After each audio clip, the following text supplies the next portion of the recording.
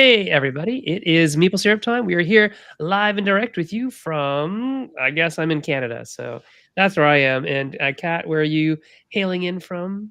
I'm from Portland. Well, I'm in Portland right now. That's Yeah, not a very Portland accent. No. Portland, Oregon, just Yeah. for those who aren't clear, on the westest coast. Yes. And Joe, where are you from? we are in Kansas City. We are smack dab in the direct middle of the United States. So Is it like really close to the very middle? it's like if you look at Kansas City on like the whole of it, I don't know like geographically how you measure up, down, left, right, but like it's pretty much the dead center. Okay, cool. So what are we doing today, Kat? We're talking about sell sheets, Sen. Oh, right. That's what we're doing. Oh, this is fascinating. I think because I've turned some things off, it's because we had these blinking problems over the last couple of weeks, then I'm not seeing, oh, there it is. It's over there. There's the on-screen agenda and all that kind of stuff. I get it. Okay, I got it. I see We where it don't is know now. what you're talking about.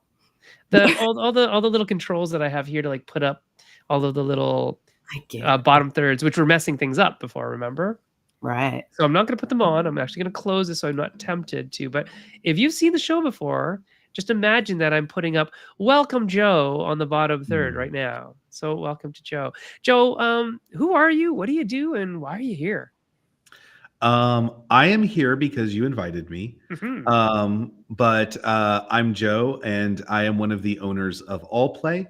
Allplay is a company that makes board games, accessories, and furniture for tabletop gamers. Yeah, it started off as BoardGameTables.com. BoardGameTables.com. Yes. that's right. At the very beginning, the company was formed to make board game tables. The name was formed as an SEO play. The bags were an accident. The games were a thing that were tried. And when I came on board about 4 years ago, the company kind of felt very weird, and like there wasn't like any kind of central thing. And so one of my first tasks on coming on board was, what are we? How are we going to be a company that like contains all of this and moves forward, as opposed to just keep throwing things around? And that's how Allplay formed. We worked with a branding agency. We figured everything out, and Allplay was formed about a year later, and we launched that at the beginning of 2023. We unveiled ourselves as Allplay. Like any rebranding, I think a lot of people were like, "Oh, I don't like that name," or "Oh, I blah blah."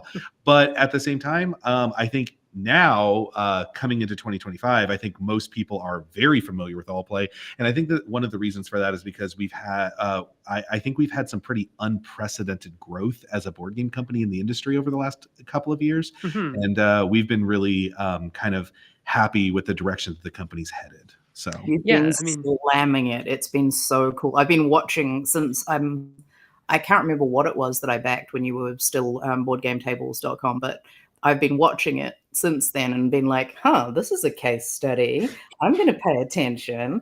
And then I'm like, wow, okay, giant booths everywhere, 100 million games. And I have almost all of them, I think, because each time I've been like, hey, these are all games I want. So, nailed it there. I've even heard other publishers say, I'm going to follow the Allplay model. It's like, oh, are you?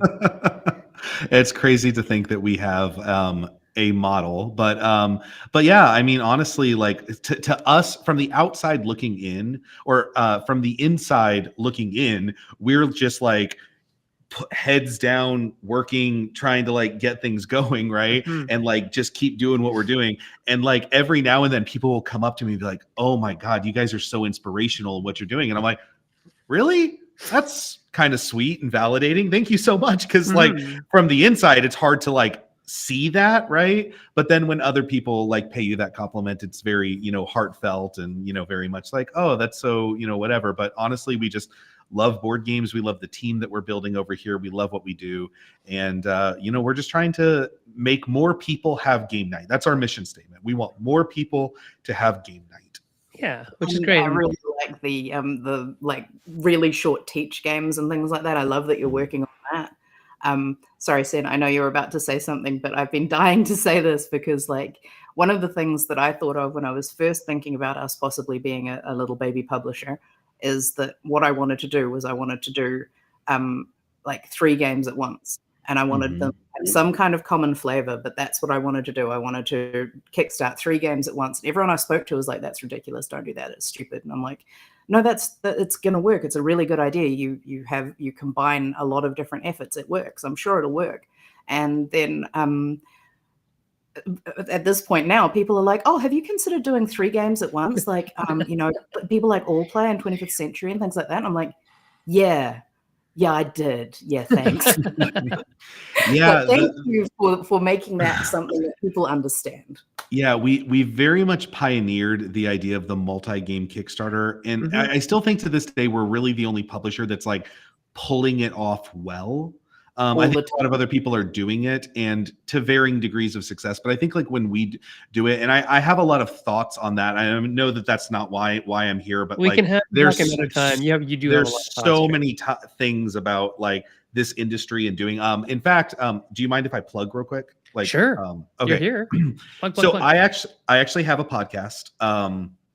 It's called The Bits with Joe and Nick, and it's me and my friend Nick who runs Bitewing Games, and we would get together and just have really nerdy chats about really like in-depth, granular stuff about publishing board games, and we're like, I love having these conversations. Do you think anyone else in the industry would enjoy having these conversations or like listening to these conversations? And so we just decided randomly, like, let's put some mics in front of ourselves. Let's give it like 10% structure. And let's just have like super nerdy conversations about what it's like to do art in a board game. And then we did like, what's it like to develop a board game? And then we're doing one very soon about like what it, what's the one we're doing? Components, like how we make decisions about components and how components can affect your board game. And it's not like, oh, what are your favorite board game components? But it's like super nitty gritty, like in the weeds publisher talk. And I love that kind of stuff so much. And I could do it for like 6 hours straight. I could just talk like nerdy publishing stuff. And like if you're into that, and if you're a small publisher that's interested in like hearing 2 other publishers like talk about nerdy publishing stuff, check out The Bits with Joe and Nick, because I really enjoy putting that out. Yeah, and it's you have another whole life before Allplay that, you know, makes you eminently qualified to really dig down deep into said bits, right? So yeah, I worked at Panda Games Manufacturing for about 5 years before I came on board at Allplay as one of the owners. And actually, I got the job at Panda when I was just before my 24th birthday. So I was 23 years old, and I am 35 right now. So I have spent the majority of my adult life in board games. Like I have been in the industry professionally as a board gamer most of my adult life, which I find to be a very like fun and satisfying thing. So I'm like, I'm no good for anything else in this world. But when it comes to board gaming, I'm like, I think I got it kind of dialed in. Yeah. You got skill issues and like everything else, but like multiple modifiers when it's come to board games, and your saving throw against like throw me in any other industry. I'm just dead weight, but like put me in the board game industry. I'm ready to run. Okay. Well, let's talk about what we're here to do today, which is really take a look at and get Joe's insight into what is a good pitch. How do we pitch to publishers? What should we do? What shouldn't we do as designers when we go and meet publishers? So before we get into the sell sheets, which I think there's like a bunch of people in the chat who submitted some. So we'll get to them, everybody. But Joe, starting from the get-go, what is the best way or a good way for prospective designers to reach out to you to get you interested in their designs, their pitch? What are some do's and don'ts that you can think of, just, you know, right off the top? I know. Absolutely. So when Joe is on his way, walking fast through a convention, what you're supposed to do is walk directly in front of him, stop him, and talk at length without actually acknowledging any of the fact that he was trying to hurry somewhere, and don't give him anything. Just say he has to stay there and look at your prototype. Am I right? I think you might be specifically referencing something that I posted about on social media. But it's your favorite word. Yeah, that is not always the best.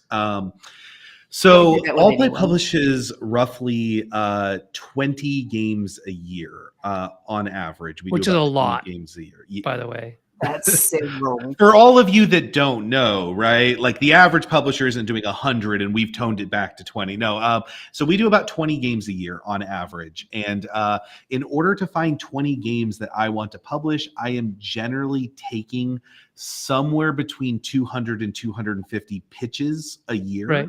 I find games from a multitude of different places, and I also would consider a lot of things pitches that maybe some people wouldn't consider a pitch.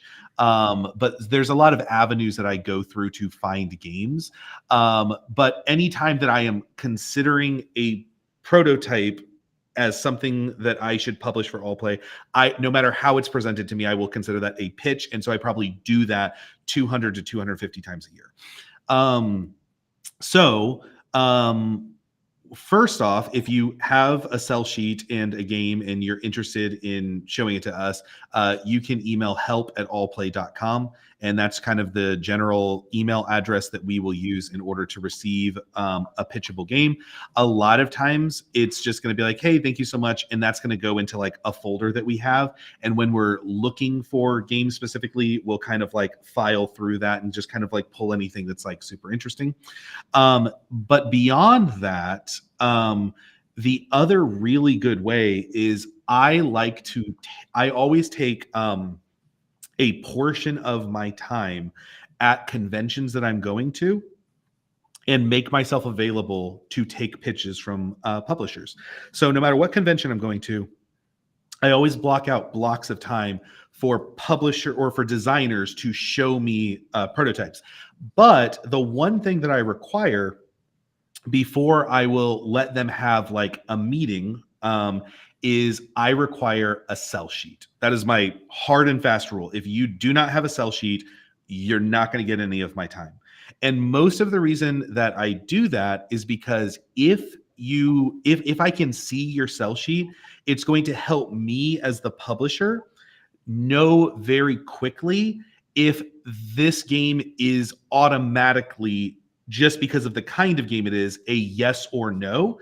And if it's a no, that's also a good thing, because that means that I have not wasted your time or my time, and you can spend that time pitching it to a publisher that might be interested in that. Whereas the last thing I want to do is like send out a random link and then I show up to a pitch meeting and I sit down and they're like, okay, look, this is my 4-hour Civilization game. And I'm like, what are we doing here, bud? That's not my thing. And granted, there's another publisher that could make a 4-hour Civilization game and make a gangbuster product, but that's not what Allplay does. So that's not something that I'm specifically interested in looking at or looking for. So when I kind of take a sell sheet, it's not to go, is this game something I will make or will I not make? Because I'm not going to be able to tell that from a sell sheet. But what I will be able to tell is this at least the type of game that Allplay will make? Because there are very certain types of games that Allplay has no interest in making. I do not like making competitive head-to-head dueling games, right? So if it's a game where it's like I'm playing cards and you're playing cards and we're trying to like beat each other, a great game that's a good example, Radlands from Roxley, fabulous game. I would never publish. Not an Allplay game. Yeah, not an Allplay game. Another thing, right, is playtime. Like if you're showing, like honestly, we don't do Euro games. So if you're pitching a Euro game, I'm not interested, right? If your game is 2 hours, I'm not interested, right? And then kind of like one of the other things is like, I don't like doing like extremely social party games. I think those can do extremely well, but Allplay doesn't like to do very social party games where it's like, I pick a thing and you pick a thing, and then we argue about whether pumpkin pie or ghosts are better, and everybody has to judge, right? There's a lot of type of... It's ghosts. It is Ghost. It is Ghost. Ghost is better than pumpkin pie. I agree. All the time. But like those are like the types of things where like I can look at your sell sheet and see what kind of game it is. And that will at least let me know if it's an automatic no, which saves us both time, or if it's something that's like, oh, I like there's some things here that I could see as potentially being an all play game. So let me dig further and see if there's interest there. So, and then at which point I'll give you a meeting and we'll sit down and look at your game. Yes. Perfect. So on that note, let's start looking over at some sell sheets over here. So I'm just going to get the camera set up for a second. And we're going to get screen share, actually. Guys get to screen share things. We're going to go over to a window, and that window is going to be, ooh, let's do this one, which is a I see that Dom2D is here in the chat, who is a artist that I worked with recently on a game. Oh, excellent. That's going to be coming out later this year, and I'm really excited about it. So I just want to say hi. Oh, that's nice. Oh, the 2D is for two-dimensional. And we've got a bunch of other people actually here in the comments that we could say hi to while we're at it. We've got hello George, who is here as usual. We've got Curve Cut. We've got Josh. We've got Alex, Jay. Lots of comments by Maple Syrup and Dom2D. So hi everyone and thanks for joining us. And let's have a look at what this is. So if you have questions, if you have comments, just stick them in the chat. We'll get to them. This is from Bob West. It is a game called Ice Hotel. Things are heating up in the Ice Hotel, and that's not cool. So I'm not sure how well you can see that, but we can zoom in on some of these things and scroll by, right? Lead your peppy penguin porters to the formerly frozen floors to rescue all the luggage you can. Bring bags to the lobbies for tips and then slip back into the fray before your payday melts away. And you see the board spread. There's, apparently like luggage and your penguins. And you have technical tools like harpoons and ice boots and climbing axes. Oh, it's an ice hotel. I get it. Each turn, rolling the dice to determine which room melts at the end of each turn. So everything in and above that room falls and scatters, creating a constantly changing board. That's kind of cool. And then you have other things to add suites, optional rooms. There you go. And the components are 1 8-sided die, 1 6-sided die, 1 bag check token, 16 espresso tokens, 8 penguin pawns, 48 luggage tokens, and 107 cards, 2 to 4 players, 45 minutes, age 12 and plus. And then all the contact information. What do you think of that sell sheet there? So do you want me to judge this on the sell sheet itself, or do you want me to judge this as all play? Because I can do either. I would start with just like what you think of it as a sell sheet, because we've just talked about sell sheets in general, and then just adding whether it's an all play, it's of interest to all play or not at the end is fine. They're not aiming to specifically be pitching you; they're aiming to get your feedback on sell sheets, but it would be useful. Yeah. So for this sell sheet, I would say that I think that this is a really good sell sheet. I don't think it's great. I think it's good.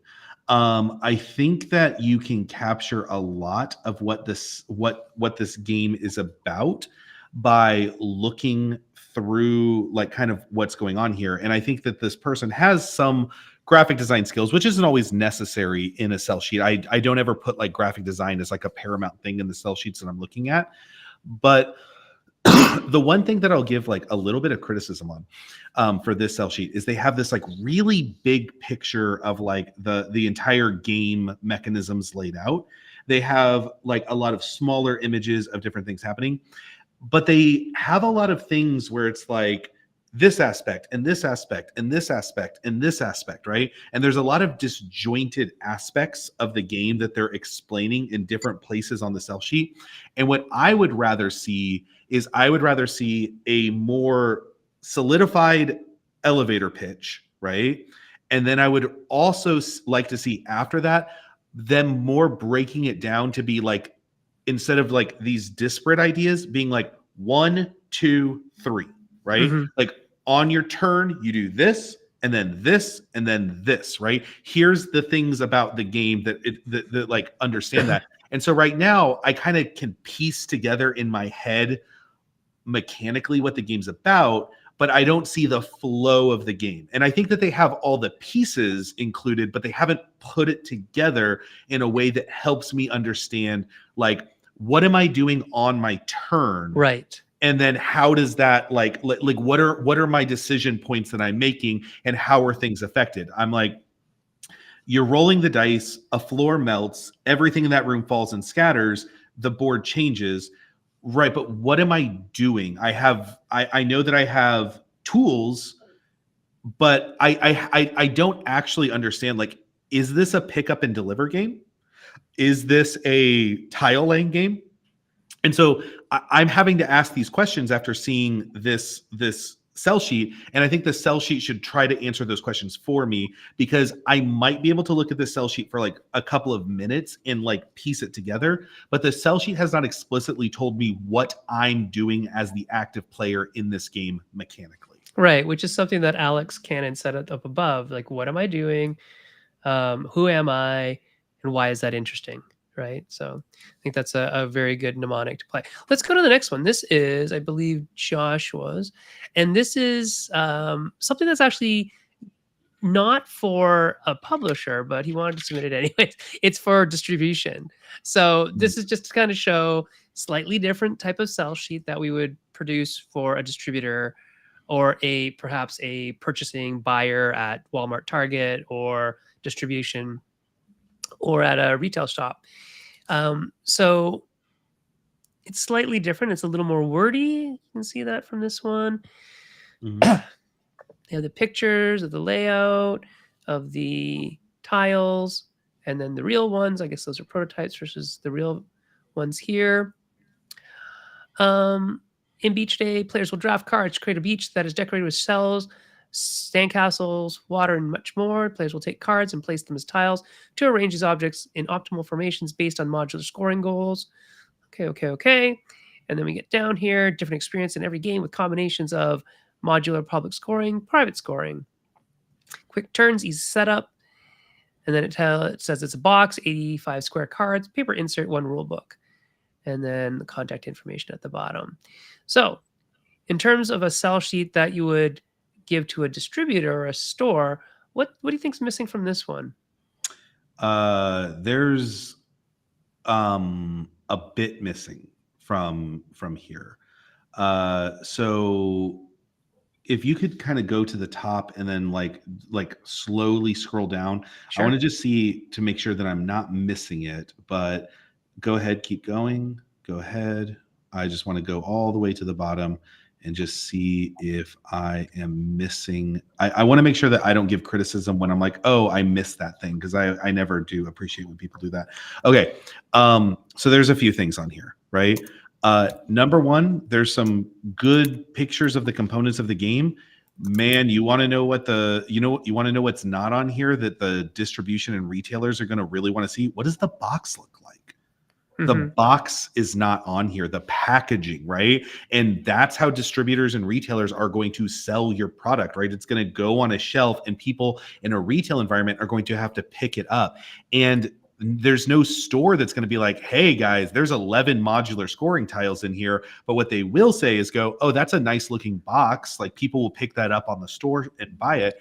And the other thing it doesn't have is there isn't a price. And so that's like the huge missing thing, like, which if you're giving it to a publisher, I don't care. I'm going to make that decision, right? I'm the designer and I'm the publisher. Like, don't tell me how much your game costs. That's my choice, right? But if you're the retailer, the number one thing that you want to see is the box, and you want to see the price, right? In fact, we just made our Gamma catalog, and our Gamma catalog, because we kind of know what retailers are looking for, is just boxes and SKUs and price points and like that, and like a sentence about the game, because they and granted, we're Allplay, people know like what we do, so like we have a little bit more cachet. We're not like a very small publisher trying to get retailers to look at our stuff for the first time, but at the same time, like, we know that when retailers are taking a catalog, they're looking at the boxes and they're looking at the price points. Yeah, things that I've been told, Joe, the things I've been told to include are so the picture of the box dimensions, weight, box count per carton, and MSRP. I wrote those in our host chat first just to check and see if I got it right. Um, are those things that you bother with for Allplay because all your boxes, like the small boxes, are all the same size? Is that something you still worry about, or We don't do box size anymore because it's pretty from the catalog standpoint, it's not as important. But from the other stuff, we actually don't sell by case count. We kind of let retailers buy from us at any quantity. So that must be nice? it's pretty convenient. Yeah, but we do our own shipping and warehousing, so like we're able to Yeah. do that. You're right. So So you can like have your own picking and everything like that straight from your warehouse. exactly. Yeah. So we don't have any minimum, so we don't include case counts because we don't mind if anybody picks picks a case or not, right? The one Yeah. nice thing is because all of our games are the same box size, the one thing that is really convenient is if you just buy 12 big games, they just go in a big In a game box. case and it's all done. Yeah, it's like all Which right, is perfect, right? It's like how many dice can fit in this cup? Right? Mhm. You just get a big box and you scoop 12 games into it and you're done. There it is. There it is. Excellent. Okay, so that's great feedback. Let's take a look at this one. This is Defenders of the Hive. This is Ed Weddig. And let's see. Defenders of the Hive. Intruder, it's time to change in the Hive. It's a time to change the Hive. The old queen is dead and the new queens are entering adulthood. In this time of unrest, a murder hornet has invaded the Hive. You and the other queens must build a bee ball to surround and kill the invader. Build it quickly because if the hornet wakes up and escapes the bee ball, the Hive will be destroyed. So it's a cooperative game for 2 to 3 players with bag building, spherical movement, and push your luck bag draws. All right, etc., etc. So it tells you in text on a player's turn, here's what happens. The more sides of the bee ball are filled, the more murder hornet tokens are added to the bag, and the chance of the hornet awakening increases. So it's like a push your luck kind of thing in the bag. And then it starts attacking the bees and the bee ball once the murder hornet wakes up. And I'm assuming, because I'm not an expert on bees, that this is actually something that's real, which is fascinating. I'm going to go look it up later. It says the number of players is 2 to 3. Time to play 30 minutes. Minimum age 10 plus. Components: game boards, 3 queen bee meeples, 1 murder hornet meeple, 90 beeples in 3 colors, 19 hornet tokens, 1d20, 3 reference cards, a bag for tokens, and a sides completed token. Okay, so bunch of tokens, bunch of meeples. What do you got to say here? That is a wall of text. Yep. Mm-hmm. That is a wall of text. And I can tell you as a publisher, like my eyes just glaze over when I see like a wall of text like that.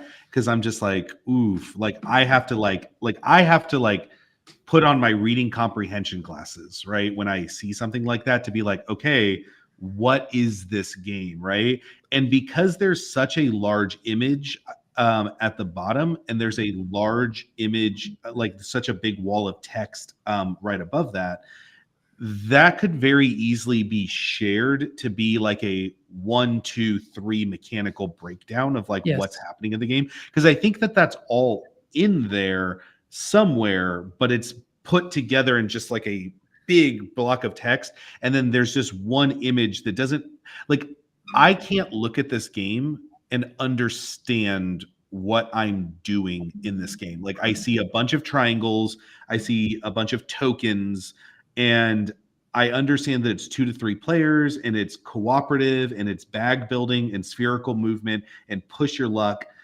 I get that, but I just see a board with triangles, so I have no idea how any of that actually corresponds to the game that you're showing me, right? Mm-hmm. So when I take this sell sheet back, if your game didn't leave, or if I took your sell sheet, I'm not going to have any indication of like what this game actually does as a game, right? I have no idea like what it is. But I will also add, there is one positive thing about this sell sheet that I do like, is they very clearly lay out the components that they think belong in this game. And the way that I say that is because they think they belong in the game, but ultimately I, as the publisher, will actually decide what components are needed in the game. But what this does do is this gives me a very good idea of what this game might cost to produce, based on the components that they're thinking that they need for the prototype. Mm-hmm. Yeah, I But gotta say, you- 90 beeples in 3 colors for a 30-minute games for 2 to 3 players. That's a lot. Yeah, it's before you before you skip on to the next one, just Yeah. really quickly, I'm not actually taking pictures, but I've helped a lot of people with their pictures. I've helped, and you know, one day maybe Dreyering will be taking pictures. And if I were, this is a game that Dreyering would be really interested in, but I would never have known that because I have ADHD and could not have processed this cell sheet. If Sen had not read that out, I wouldn't have realized this is actually a game that I would be interested in taking a pitch about. Well, as soon as I read it, I said, "Oh, Kat's gonna like the idea of it." Yeah, I mean, I love that I know a bit of the story already. I know that the science is reasonably close. I would have to go and check, but I love things that are about a particular scientific moment, something that happens in nature. I love the concept of it. I love the story. I think it's really interesting. It's probably got too many components, but I would, if Dreyering were taking pictures, I would be really interested in this, except for the cell sheet would never have got past me. I would never have read it.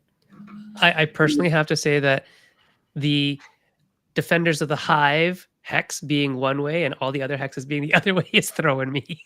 Yes. But that's just my brain. That's just my brain and how that works. So anyway, okay, cool. One thing that I will bring up, Mhm. which is just some like helpful advice for designers, Perfect. is something that I like to call the rule of the penny. Okay. Of the penny. So the rule of the penny, right? Okay, got it. When you're listing out the components in your game, what I like to tell people is just pretend every chit, every cube, the box, the rule book, every component costs 1 penny, right? Just pretend it costs 1 penny and add all of those pennies up and then multiply it by 10. And that is a really bad way to tell how much your game costs. Okay. And the reason that rule works so well is because when you look at a game like this, where you're like 90 of these and this and that, and you add it up and you're like, wow, just in pennies, because nothing costs a penny. It all costs multiple pennies, right? Like your box is going to cost you sometimes 70, $1.50, 75 cents, right? But like, just pretend it cost a penny, right? And so what I do sometimes with that is I go, you see how your game just in pennies is already costing $5.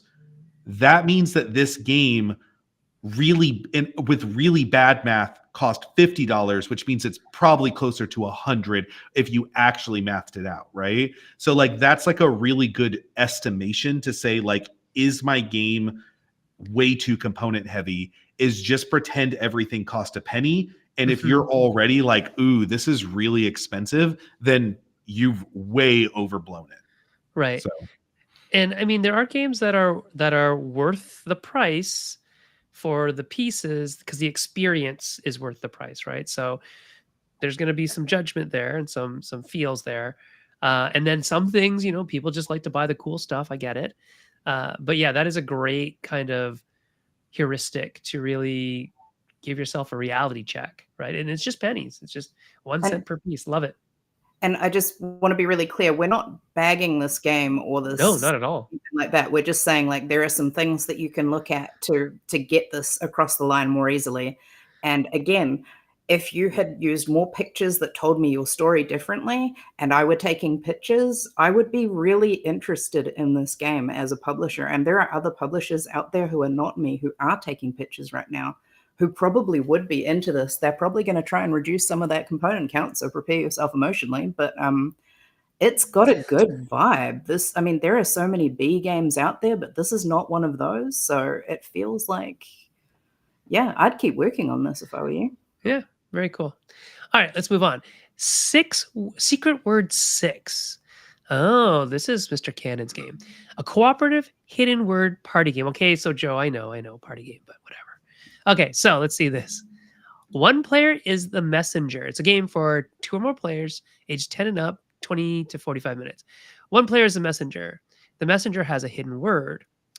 Maybe it's ride. And they also get, each round, they give a single word clue. This clue helps you guess both their hidden word and one public word. Okay, so peel, banana, crawl, sticky, bicycle is, I assume, going to be like a splay of cards that are public, but the secret messenger has a secret word and it's ride in this case. And then there's a bunch of tokens here. I don't know what they're for. And then you work together to discover all the secret words before time runs out.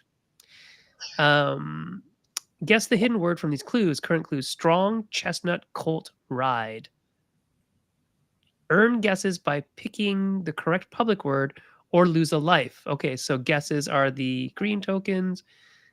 Lives are the red tokens. And I'm guessing those blue tokens are time. Key features: it actually plays at 2. It's an easy teach. Scales and difficulty. Components: 180 mini cards, 1 screen or folder, 3 tokens or cubes, 1 pad of paper or whiteboard, 1 pencil or dry white pen. All right, there you go. So, Joe, thoughts? I'm trying to look at the sell sheet where it has the piece of paper on it, because each round they give a single word clue. This clue helps you guess both their hidden word and one public word. Okay. Guess the hidden word from these clues. So the current clues are strong, chestnut, colt, and ride. So I'm guessing that Horse. we said those words. Yes, the word is horse. Right. And the public word is bicycle, I guess.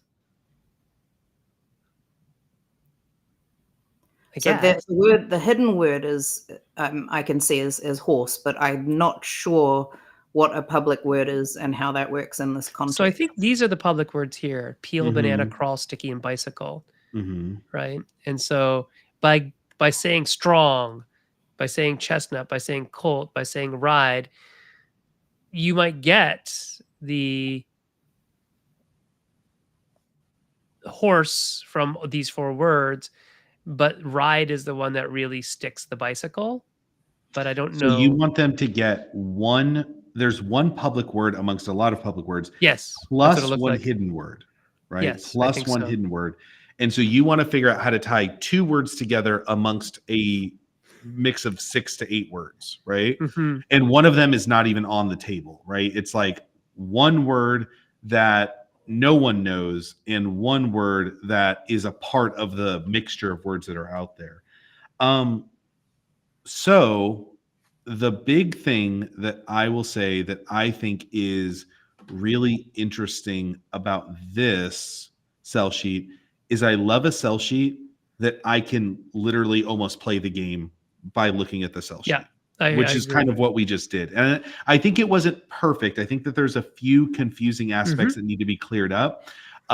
Particularly, like, I didn't quite understand how do these words interpret and where's the hidden word coming from? Like, I didn't quite make that connection immediately. And then when Catherine was like, oh, the hidden word is horse, I was like, where did you get that from? Where did we learn that it's horse? Or like, is that just a guess? Like, we don't know that it's literally a guess. No, we don't know. No, I play a lot of these games, so I was like, yeah, strong as a horse, horse chestnut. A colt is a baby horse. Ride a horse, yes. And horse. You ride a horse, yeah. And Alex confirmed it in the chat that it is horse. And so one fun thing about this sell sheet is if you've ever seen those things where you go to the bottom and very small upside down write answer horse, right? I think that's like a fun thing to do on this. That's a good idea. But overall, I think that from a perspective of like a party game that you can understand the entire context of the game from very well laid out information is good, because that's what I found myself doing. Is I found myself trying to play the game on the sell sheet, which is a huge win when it comes to like party games like this. Yeah, I always try to make sell sheets that you can teach the game from, but that it stands alone by itself as well. So I think something that could be improved here, Alex, is just the flow of the words. I think I explained this last time, just in hierarchy of flow and things like that, that we read top to bottom, left to right, typically. And so when you have stuff on angles, it skews everything. And then you have stuff here that is higher than lower. So I don't know which one is read first because it's actually not very clear. So when I was confused about what to read first, that's why, because the flow doesn't actually graphically make sense to me. But yeah, I also think, yeah, like some people are saying in the chat, like there's probably a clearer way to show this gameplay. Yeah, there's definitely a way to do this, like step 1, step 2, step 3. Like Joe was saying, for even the other cell sheets where we have that enumerated steps, it would be much better to have them here. I know you're probably going to want to explain what some of these tokens are, but in honesty, you probably don't need to. You might not need to, because that's not the game. It's just getting in the way. Yeah, that's not the play loop. That's like extraneous stuff that makes the game work, but it doesn't make the game the game. You know what I mean? Like it's not the fun part of the game. So I might even take those out because they're just visually confusing to me right now, especially because they cross this visual space and it makes like no sense to me. Anyway, I think there's a lot to say about teaching this. I wouldn't even like that scoring. A lot of us who play a lot of word games, we don't actually bother about the score. We just play and then we go, and then we play and then we go. So spending a lot of energy on a lot of scoring stuff might not be actually that important, and that's a place where you could make this an even cheaper game to manufacture. Cool. Okay, good. We're gonna move on to the next one. Everything's gone weird. Everything's gone weird? For you personally? Joe, are you still there? Yeah, I'm here. Okay. Kat, are you still seeing things or no? Okay. No, everything just froze and everything went silent, but yeah, we're good. We're back. Okay, we're good. We're back. So this is The Artifact. Exploit alien technologies in a tense and dynamic positional game. 2 to 4 players, 12 plus, 20 to 45 minutes. Each turn, add a tile to the play area, opening up new knowledge, resources, and features. Place a researcher on the new tile, and then move a researcher to enable you to exploit the available opportunities. Okay. If you're able, tap into knowledge resources to claim a space on the project board, which I think is this. It looks like a little tech tree type thing. And use the powerful action that unlocks. Includes access to replicants, power reactors, black holes, and alien slime. You know, all the things you asked for Christmas. Connect 4 spaces on the project board to win, but your limited supply of researchers means that tough choices have to be made in how to deploy them. Game is fast set up, quick to play, but with agonizing decisions, in bold, where every move could help your rivals. And this is an Alex Cannon, Rob Harper joint, and it contains 36 domino tiles, 24 small tiles, 1 large starting tile, 32 meeples, 2 project boards, and 1 cloth bag. All right. Joe, what do you think of The Artifact? I think that there is this is a good sell sheet, right? Because it's kind of doing the 1, 2, 3 thing. It's clearly going through. I think the pictures are associating what you're supposed to look at, right? Like,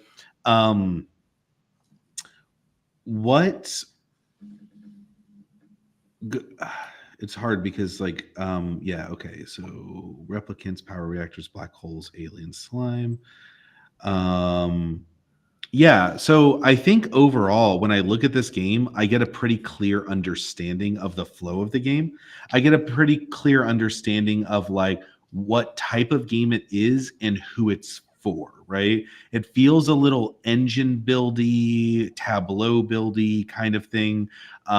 It's really just about like, okay, I'm moving my people around. I'm adding extra spaces to the board. Those are going to help my opponents. But my goal is to basically beat them to connecting 4 spaces on this tech tree before they get there.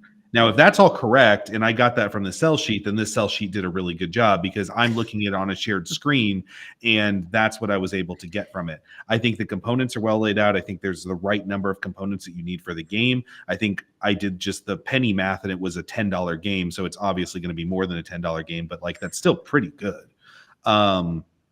So I think when I look at this game and I look at like how it's presented and how it puts it together, I do like it. here's something where I think that this would be helpful, because this is something that when I go into pitches is something I always ask designers. And it's like one of my go-to questions whenever I'm taking a pitch is I always ask, what games inspired this game?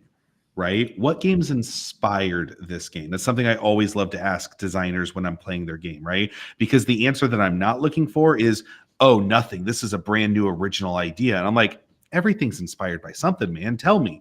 So one thing that I would actually like to see on the sell sheet, because it would help me put my mind a little bit more at ease, is at the very bottom.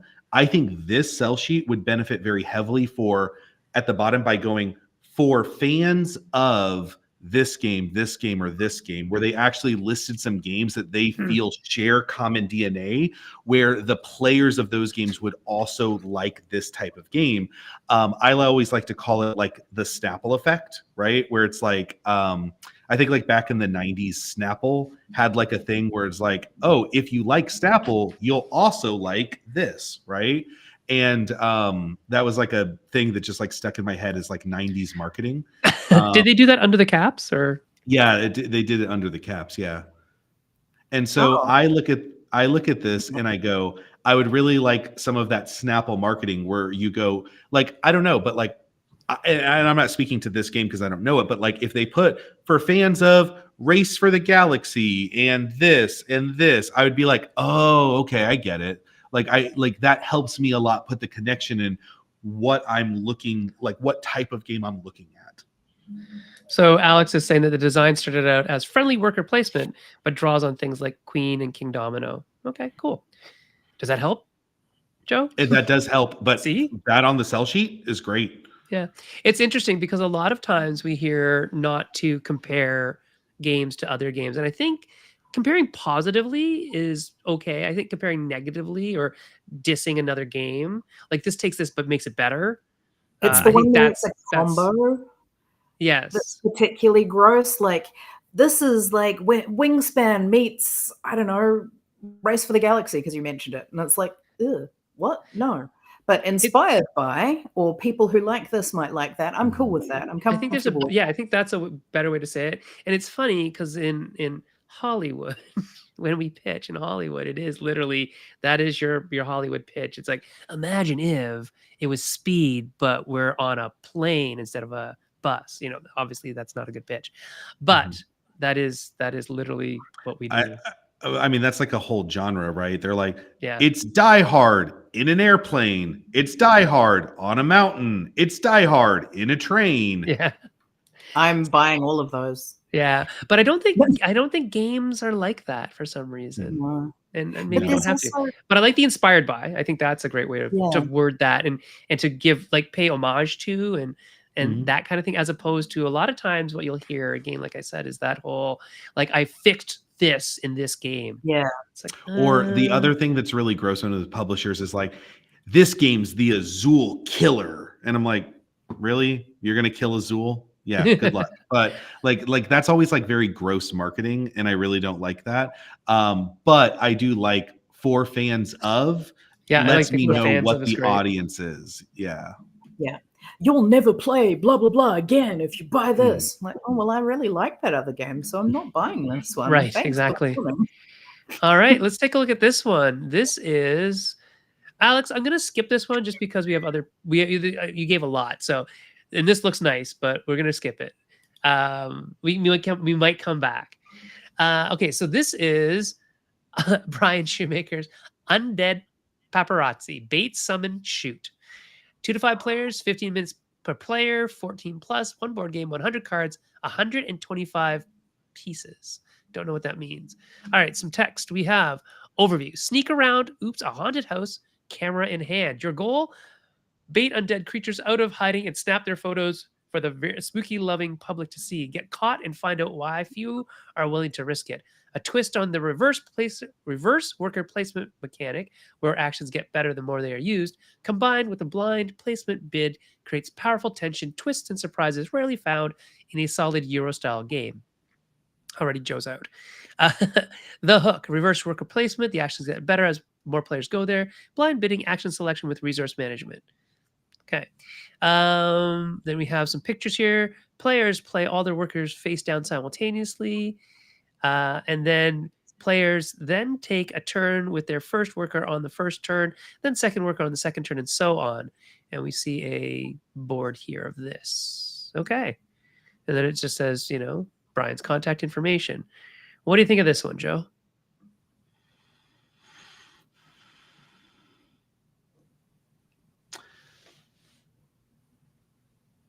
I think that I'm not getting it. Oh, I don't when either. So when I look at the board, when I look at like the big component shot, I read everything, but I'm like, I see 4 separate sections. And so I guess there's like, okay, so that's the basement, and the basement has its own thing, and then that's the first floor. So I'm trying to piece it together. And then I look at it and I'm like, okay, like, but it looks like each of these things has like a kind of a separate mini game that's going on, yeah, because it they're looks all like doing that. things quite differently. And so my question basically becomes like, none of that is explained at all. Like it's Anywhere. like, oh, Yeah. it's reverse worker placement where the actions get better. What are the actions? Because it looks like there's 4 actions, only 4, right? There's first floor, second floor, graveyard, basement. But then there's all of this stuff happening on this board, and the sell sheet has given me no indication of like what's going on. So it feels like there's a lot happening in this game, but the sell sheet is like reverse worker placement, actions get better. And I'm like, right, but what about all of this other stuff? In fact, like this is a bigger game. It's a Euro style game. This might need to be a front and back sell sheet, right? Like this might need more room than just what a single one-sided sheet is going to give you. So I look at this and the image of the game scares me, because the description of the game gave me not enough information to have the context of like what any of that means. That being said, I think the artwork that he's put on here, and again, you don't need to get art for your prototype or anything, but I think that like he's really tied like the package together nicely. And like when I take the sell sheet, there's something evocative about it and engaging about it. But I think that when you get to the meat and potatoes of the sell sheet, I'm not given enough information to make a decision on it. Right. So I really like the tagline of bait, summon, and shoot. Tell me how to do that. How do I do that in the game? Like I get who I am, but I don't know what I'm doing yet. In mechanically anyways, right? I know what I'm doing thematically, but I don't know what I'm doing mechanically. I also don't truly believe this is a hook at all. Like that to me is not a hook. That doesn't make me say, "Oh, I want to play a reverse worker placement game." I don't want to play that. I want to play a game that makes me feel like I don't know, has jump scares just like the movie, and that's going to somehow translate into this game. That I would play, you know, because it says, you know, get caught and find out why if you're willing to risk it. How do I get caught? When does that happen? That sounds cool. Yeah. Let's see that. Yeah, I love that you pointed that out. It says bait, summon, shoot. And it's like wow, that like they put like 3 taglines right there, like bait, summon, shoot. None of that is explained at all. Like that could have been ABC. First, you need to bait them. How do I bait them? Then you need to summon them. How do I summon them? Then I shoot them. How do I shoot them? And it's like, I like the idea that it's a camera that you're shooting with. I think that's cool. He took like such a, what I feel like is not the most interesting part of the game, which is reverse worker placement, and made the entire sell sheet about that. Yeah, and you know, I think there's a big problem with how people, or what people think hooks are, right? I go into hooks versus bait a lot, and bait being on this word.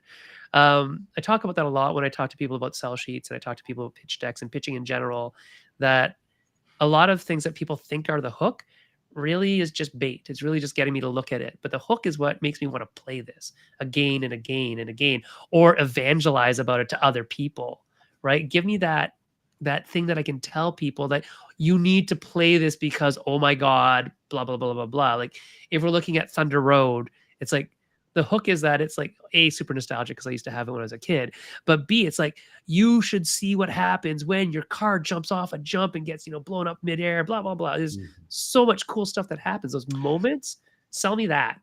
Here's Experience. a great piece of advice that I think a lot of people can take to heart. Like sometimes I'll tell people like this: explain this game to me not as a designer trying to get a publisher to sign your game. Explain this to me as a friend would explain it to another friend about why this game is so cool. And a friend would never go to another friend and be like, you have to play this game. It's a reverse worker placement game. No, they'd be like, you have to play this game. Like you're like a paparazzi going through this like haunted house, and like you have to do these things where you do this blind bit and then the monsters pop out. It's so great. Like it gives you these moments where you just like, and like that's how a friend would explain a game that they love to another friend that loves games.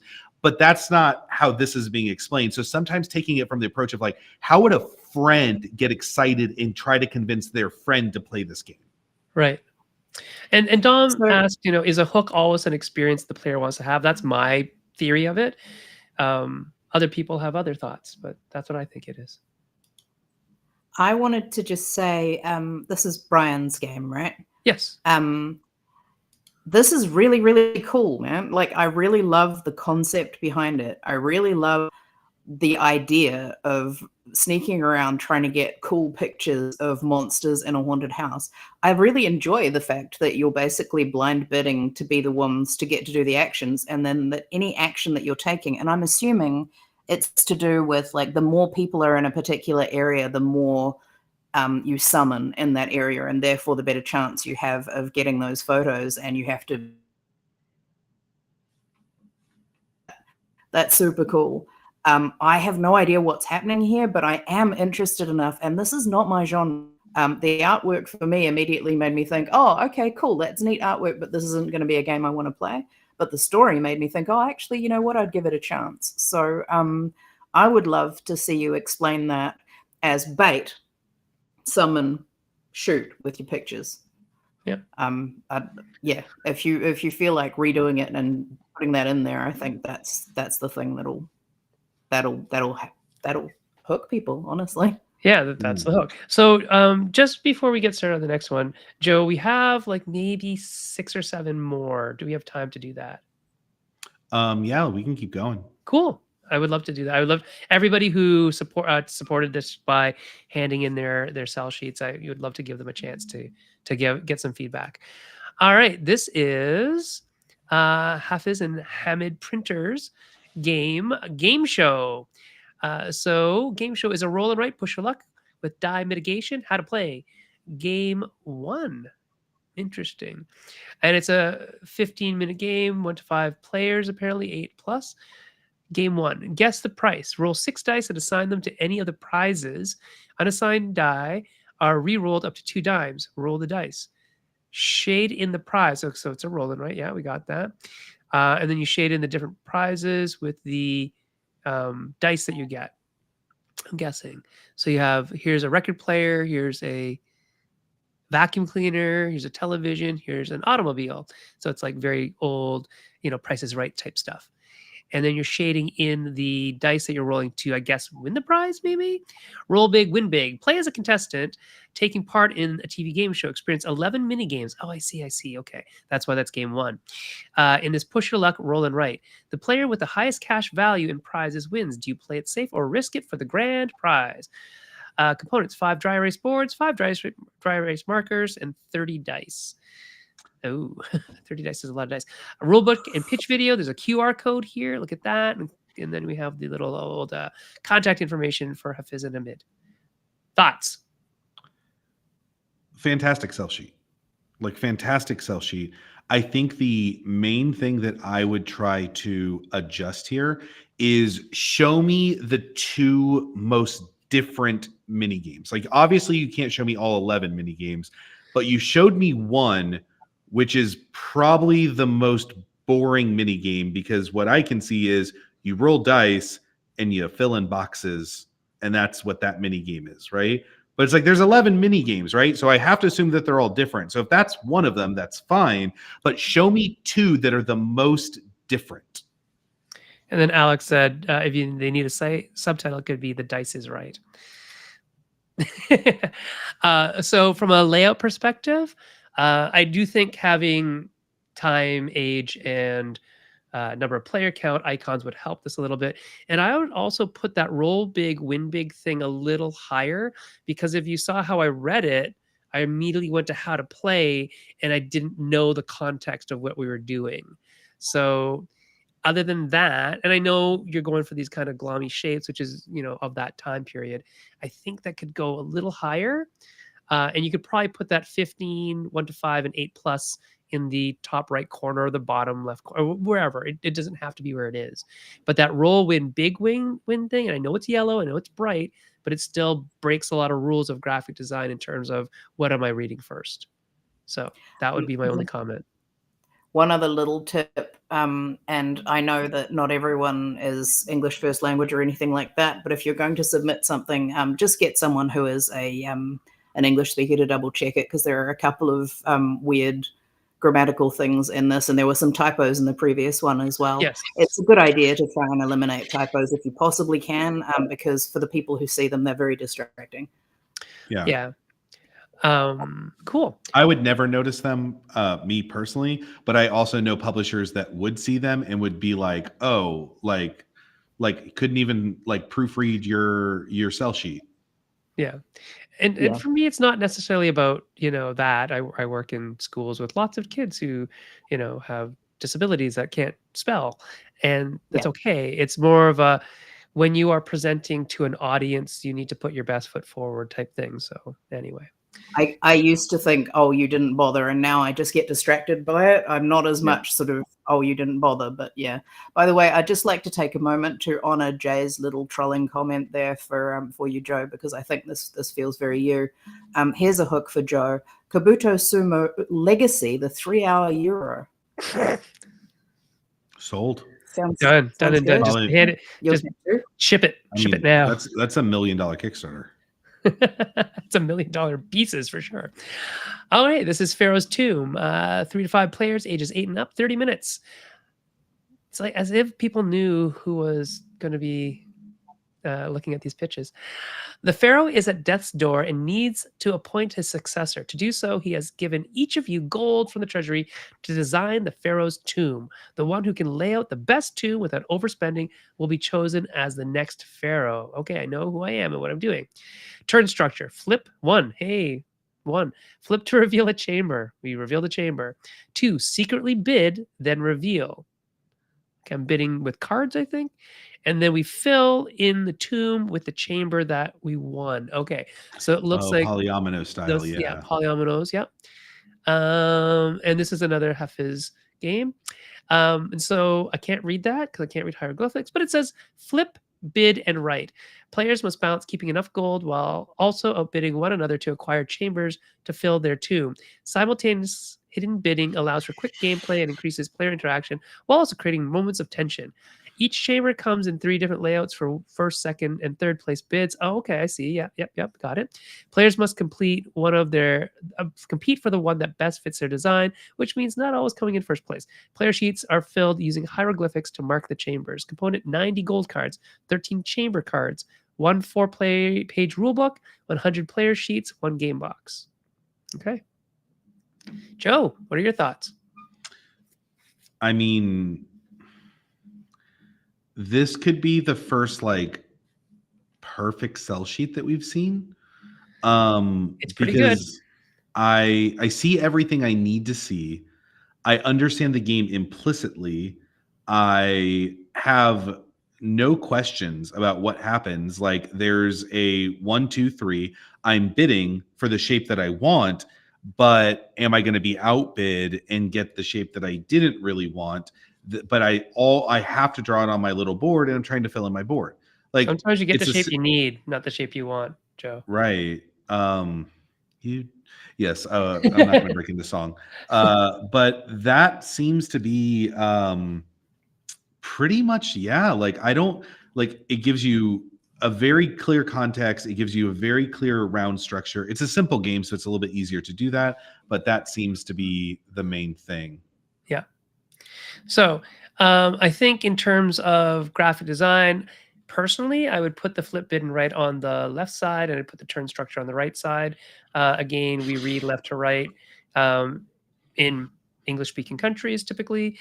And this gives the context that I need to understand this, right?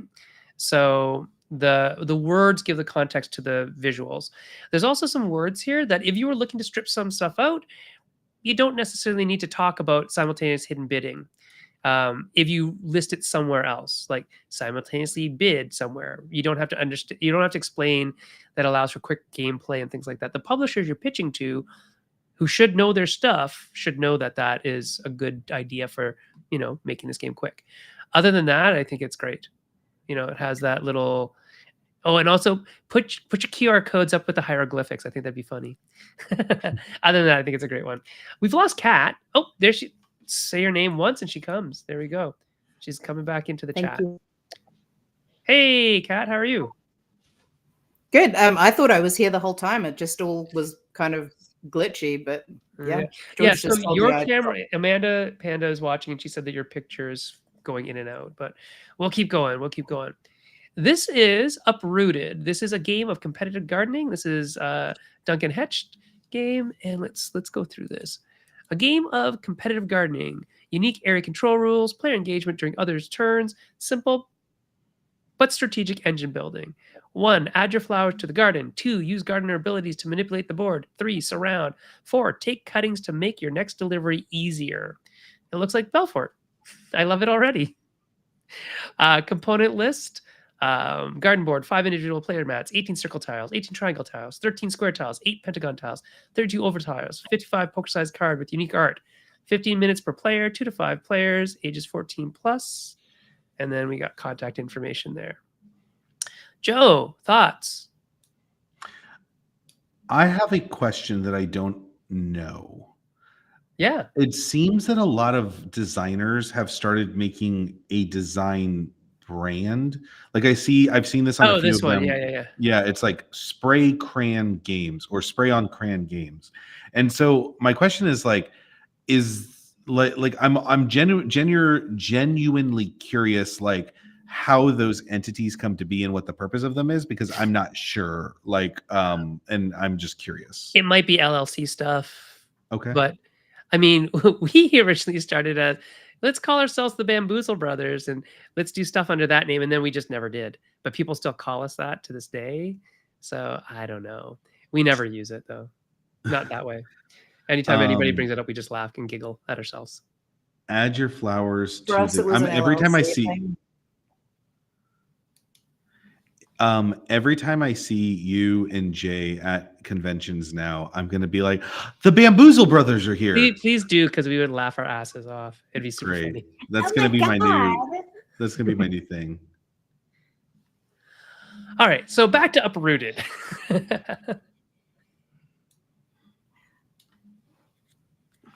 So I get some of it, but I don't get all of it. I also don't know what the hook of this game is. Like, why should I play this game? Why should I play this game? Yeah, it doesn't have a lot of there's not a good hook anywhere on this, I would say. The other thing is I'm having to use a lot of context clues on this one. Yes. Your flowers are all of your shapes on Yes. your board, okay? And I think you get them from cards somehow. Seemingly, or I think the cards are just the cuttings. Oh yeah, you're right. So the flowers to your garden. So flowers come from your board, and you put them in the garden, which is the central board. And then you use gardener abilities which to I bet are all manipulate these the board, things. Maybe all this text here. potentially. But then I don't understand in any way, shape, or form by Surround? looking at this, what's surrounding or how to surround, or because there's so many weird shapes going on. Is there rules about where I put things? Because there's shapes on the board, but everything is a shape, but I also see that there's like pieces in like just random places. Like there's all these yellow kind of ovular ones that are just I like see in them. places. So those aren't going on a specific spot meant for them. But then there's also lots of spaces that are shaped like they're specifically supposed to take Yeah, spots. like the square one seems to be for the square piece, but none of the square pieces are on them. And so But it there's a seems, hexagonal one on one. yeah, it seems it's Does it say? very hard to understand what I want from this game. Yeah. Can you Because Is, I scroll is up? don't. does surround have to do with these little nodes? What I don't know. Can you scroll up? I didn't get to. I just want to check. Oh, okay. No, there's nothing helpful. No. I wasn't sure if there was extra text there. No. And it doesn't tell me how I'm engaged during other people's turns either, which I think is always an interesting thing to talk about, right? And I don't quite get the engine building. No. I do you keep taking cuttings? Are the cuttings the engine builder? Well, I think it's to make your deliveries, right? And see, if you look at this delivery, let's look really closely. We're going to zoom in, everybody. I feel like But maybe our abilities are an engine we can build with cuttings or something. maybe. But your delivery seems to be like 2 points, and you need a oval, a triangle, and a square piece, I guess. And then I don't know what this other thing over here is. It looks like a combination of all those things. Anyway, in general, I'm very confused by this. But Duncan was one of the people who like did like a bunch of different versions. So who knows? Plant your flowers in the garden. Oh, there we go. activate Surround Hive others' Garden, flowers. yeah, surround others' flowers to uproot and collect them. That's better. Match flowers and cards for deliveries. Okay, so this is better. That's much better. I get way more information. Oh, there's in even that. an E. Take cuttings to build your engine and make deliveries easier. Okay, so that's Duncan, this better. one's an improvement. And then he took out This one goes all the way to Q. Yeah, he took out the numbers and used arrows instead, which then show Oh. you what you're doing. Plant your flowers in the garden. This is the garden. I wish that he would have 2 arrows to show plant your flowers in the garden, so they kind of show the flow of like how the pieces move from one place to the other. Yeah. Surround others' flowers to uproot and collect them. I still don't get that, but Because that okay, doesn't I look see. surrounded Okay, to so if me. you look at Orange's board, all of Orange's Mm. boards have the shapes, but they have orange markings on them. All of Blue's have the same shapes as Orange, but they have blue markings on them. Okay, so I now understand that this is a green. This is what a green player's piece is, and if I can surround green's player's piece, then I get to uproot it and collect it. And then it goes to the top of your board so you can make a delivery with it. Oh. Cleverly combine cards and flowers for deliveries. I would like more information on that. Take cuttings to make the next delivery easier. Reserve cards when your flowers get uprooted. Yeah, I think that there's just a lot of missing.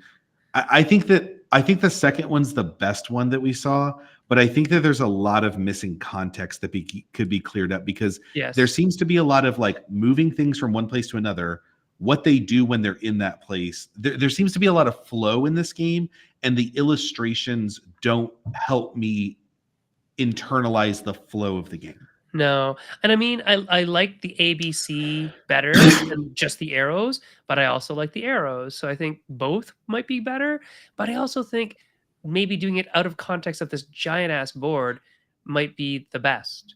I don't need to see the board with the score, and I don't need to see everybody's player layouts and the rows of cards I need to understand what I'm doing on my turn.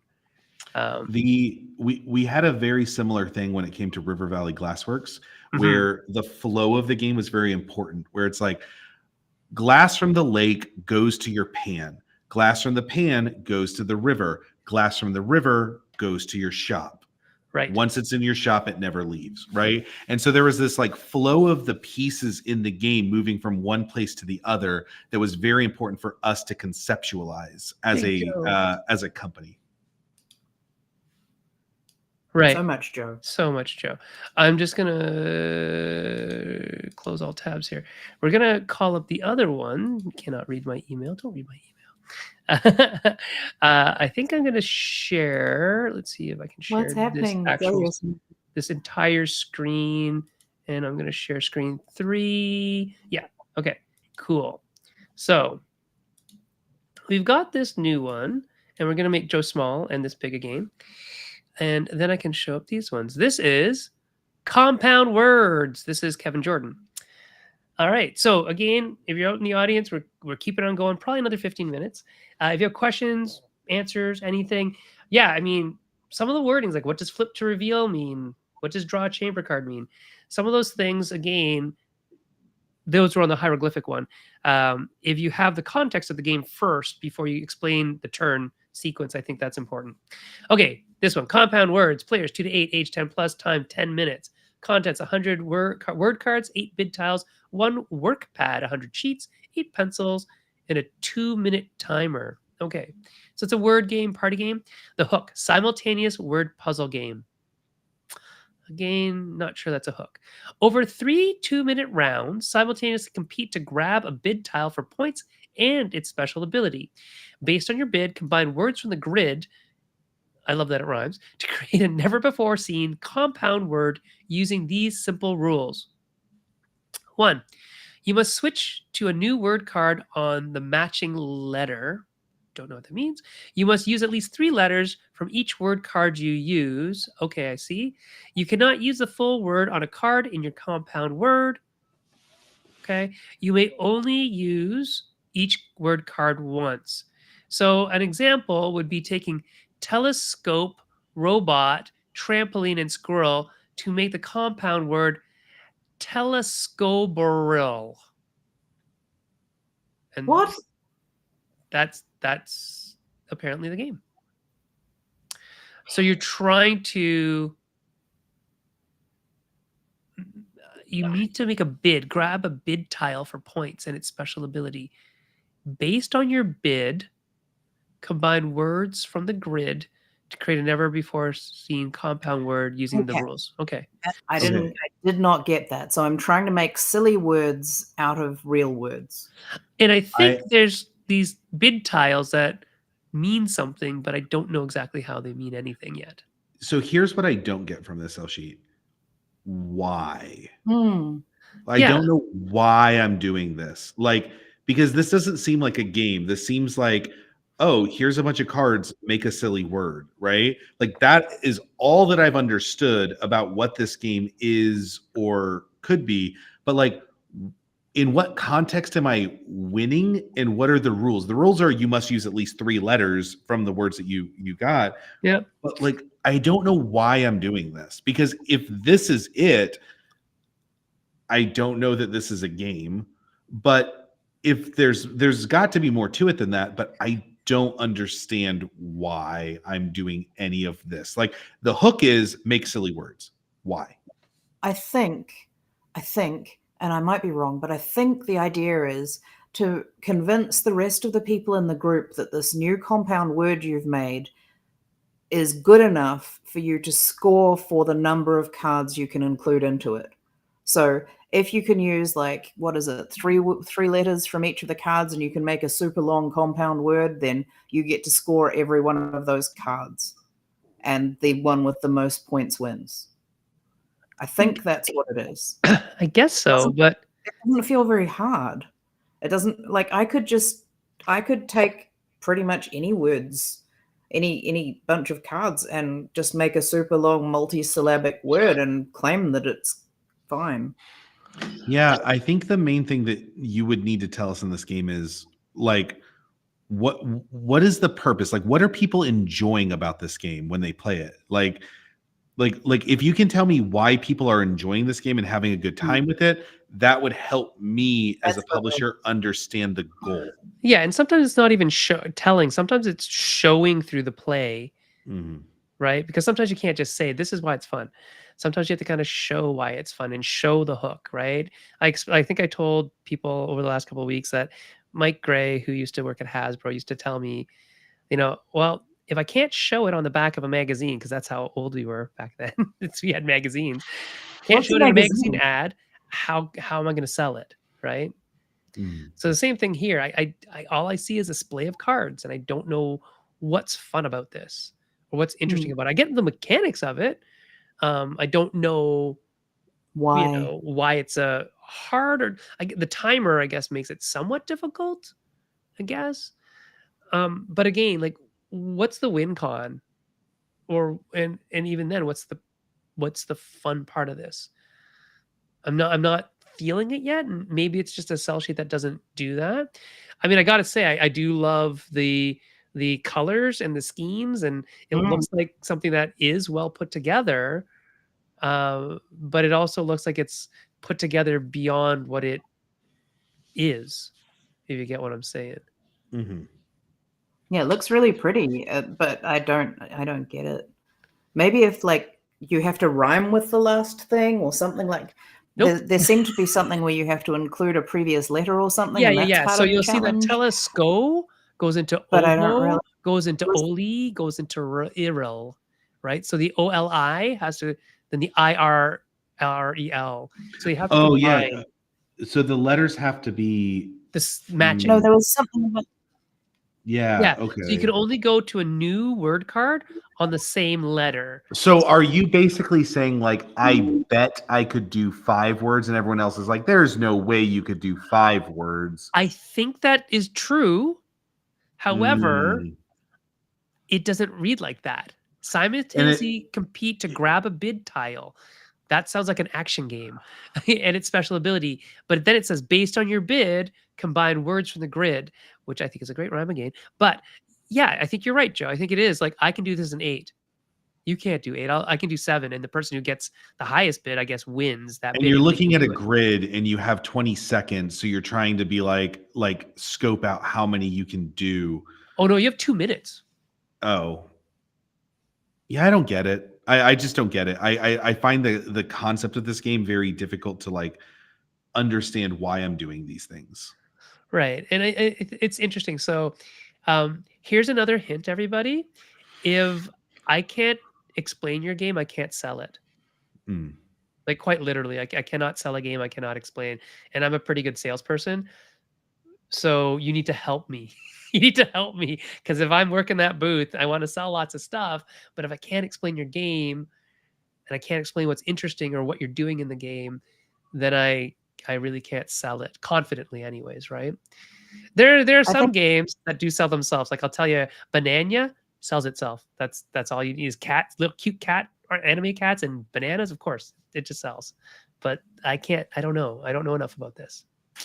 All right, I think there's a let's. core to it, Pardon me. but I think there's a core to this that Mhm. we can't quite get. But I would just echo what Joe was saying before. What I always do at playtests is I always ask people, how would you explain this to a friend?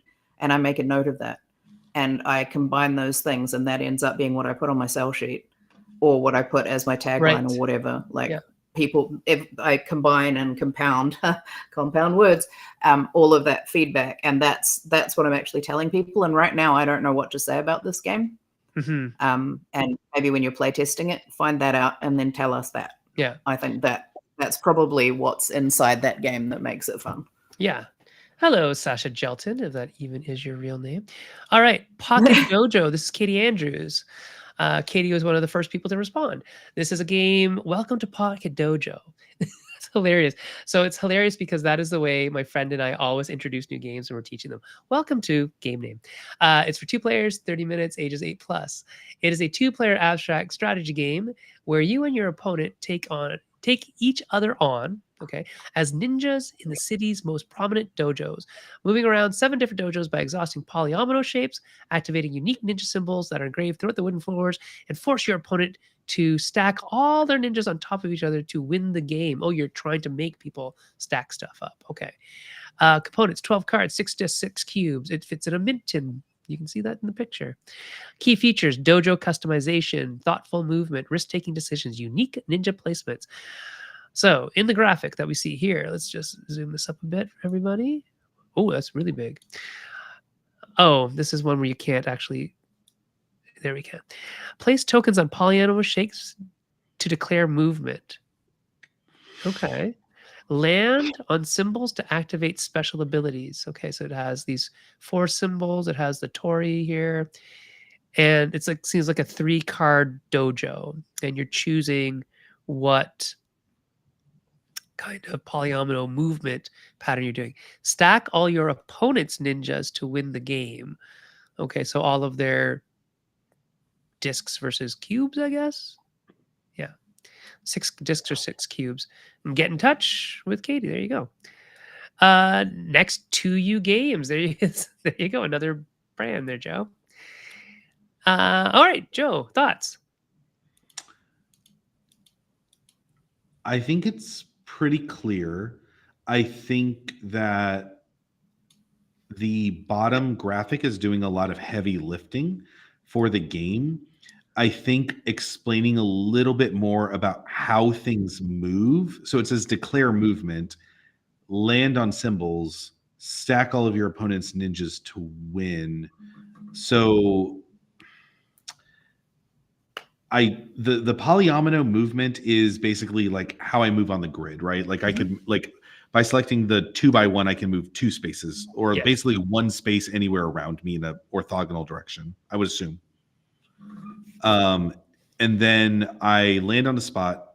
I'm activating an ability, which Whatever that is. Yeah. And then that ability is going to give me some way of manipulating other people's things so that I can stack them and hopefully win. So it's an abstract game. And it's a small, tiny, very compact abstract game. I think I just want to know a little bit more about the movement and the powers from this. I think a little bit more about the movement and the powers would basically give me all of the information I need to know. And I also think that this one would very highly benefit from if you like this, you might also like Tiny Ninjas or Pocket Dojo. Pocket Dojo. Pocket Dojo. Get it right. It keeps blinking on and off, so I'm only seeing the sheet like once every 10 seconds. So I'm doing my best. That. No. Thank you for doing it. But yes, I think that's kind of all I wanted to was more on step 1, more on step 2, and then the last step is just the win con, and I get it. And I think this is kind of my type of game. It's like very small, abstract, 2 players, 30 minutes could play it.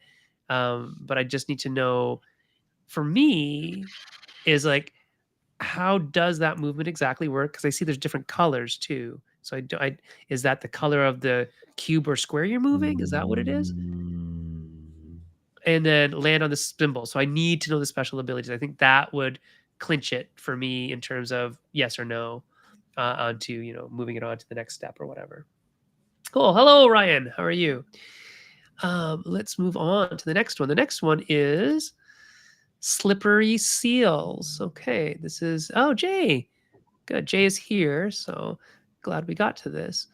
A game of strategic seal sliding. 32 tiles, 20 puzzle cards, 20 score tokens, 12 ice tokens, 2 team tokens, 1 die. There's a little seal there. 4 to 4 players, ages 8 plus, 20 to 30 minutes. Place 1.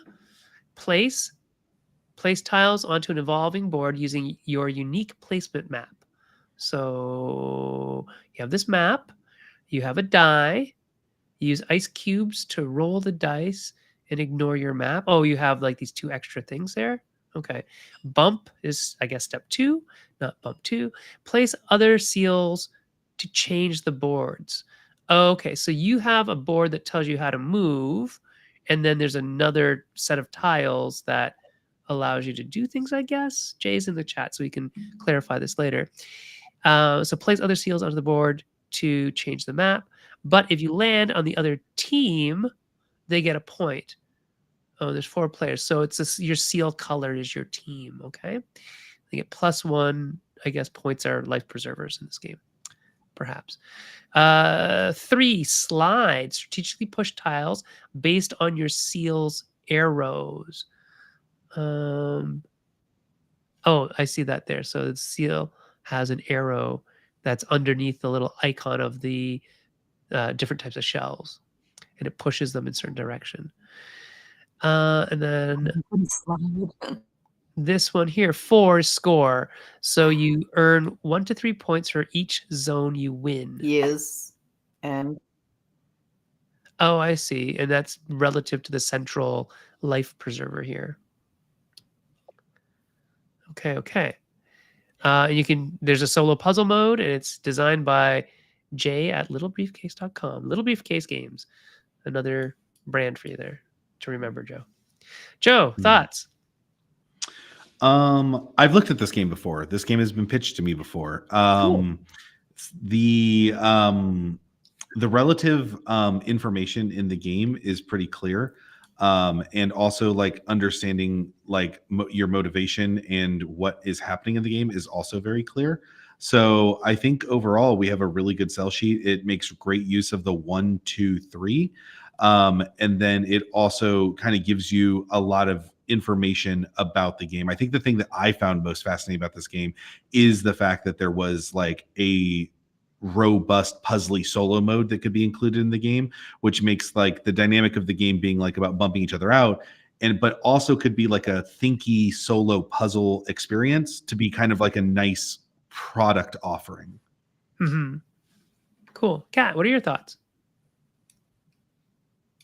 I think it's got a really nice vibe. I can understand most of how to play it now. I like that there's enough in there that I'm like, I'm interested in finding out more, but I'm not like, what does this do? I'm just more like, oh, okay, show me. So if someone pitched this to me and just said, this is my sell sheet, this is my game, I'd be like, okay, show me. Which is the aim of a sell sheet, is to get a publisher to want to actually sit down and try it. So, I mean, the only thing that I found a little disconcerting, and I understand graphically why you've done it, but I also find it really confusing, is having the numbers at the wrong end of the word from where I would want them to be. So I would really like it to be 1 place, 2 bump, 3 slide, 4 score, and also 4 score years. Keeps 4 score in 20 years. Yeah. Yes. Same feels about the number placement. So part of me is in this specific section here is what is related to what. So if you look like hierarchy of information stuff, guys, is that place, it's related to this. I can tell that, but I don't actually know if these dice are related to that. I know they are because I've read it, but if I wasn't reading it, or I was reading it quickly, if that's below this line of bump, is it related to that? And then this whole thing, where is slide in here? Because we have this arrow, it's kind of easy to tell, but this bump isn't really related to anything except this has an arrow. So is this bump? This whole block here is bump. So we've got to kind of think about just how to lay that out, maybe just with a little bit more awareness of what's related to what.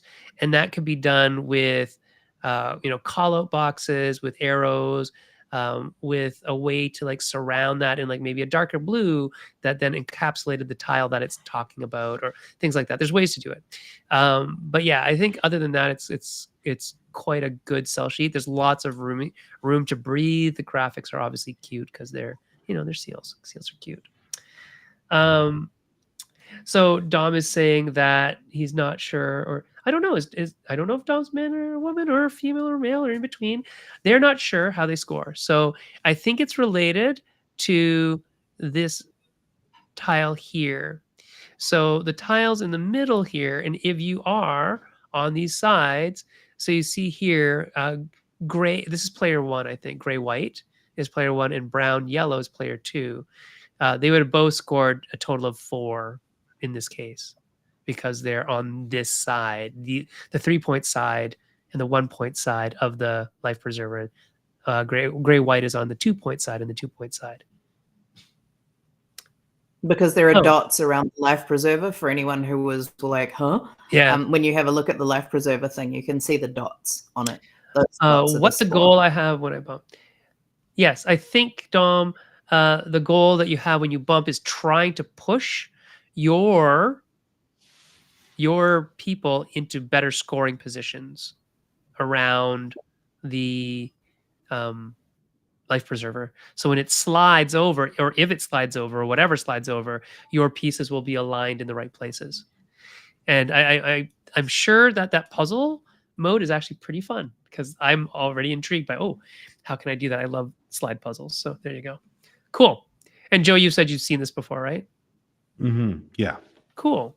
All right. Last one, but not the least one. This is Three Ravens, and this is by Curve Cut, who is also here in the chat.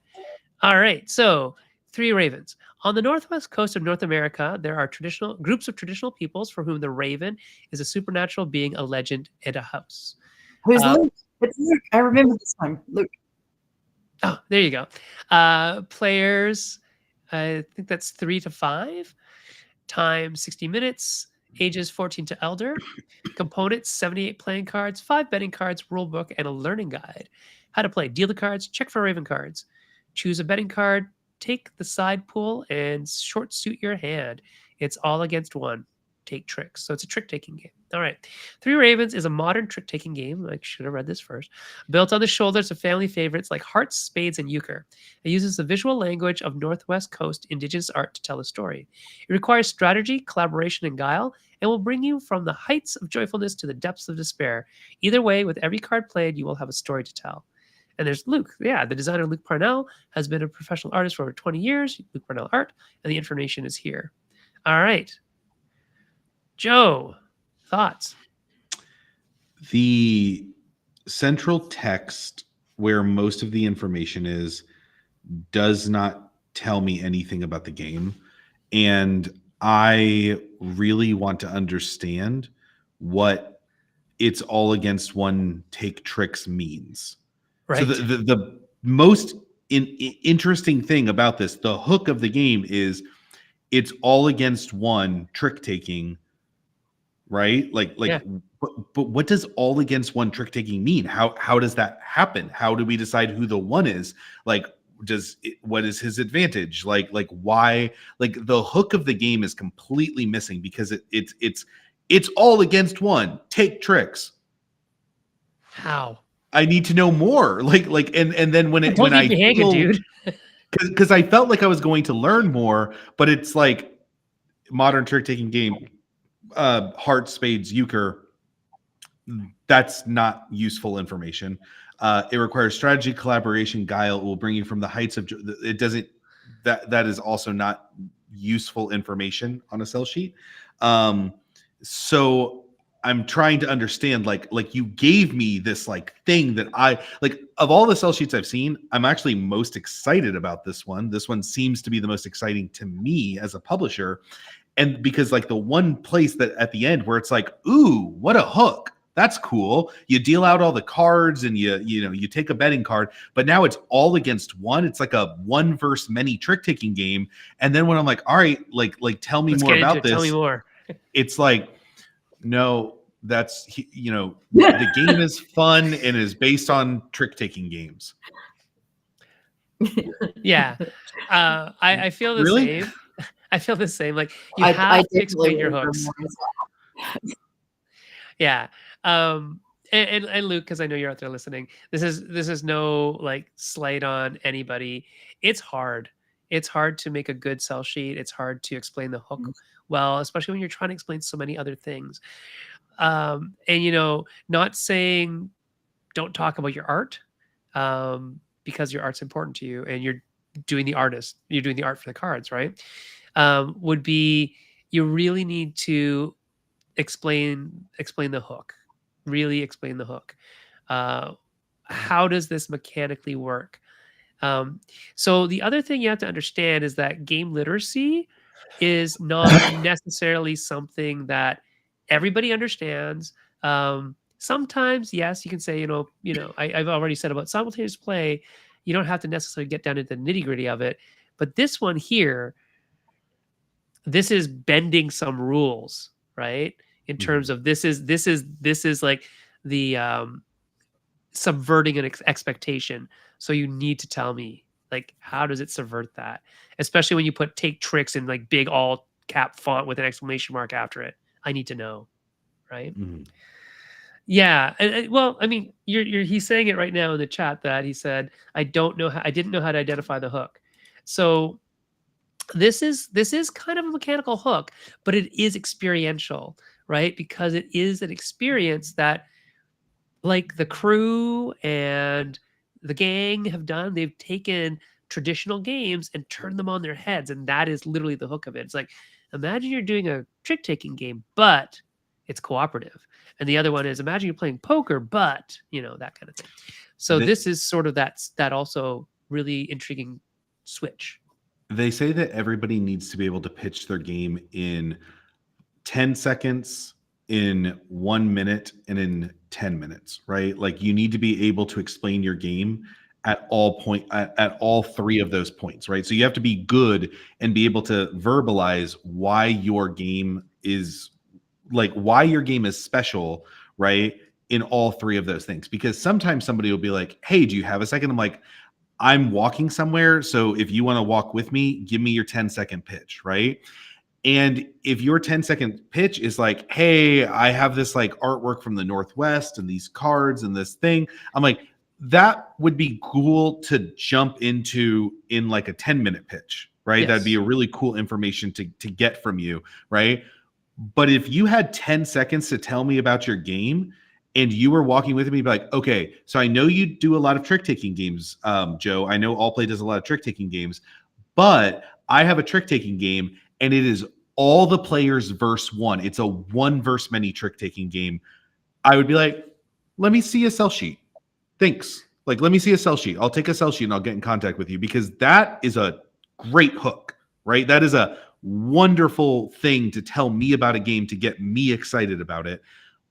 But the sell sheet did not, it gave it to me and then it left me wondering how that works.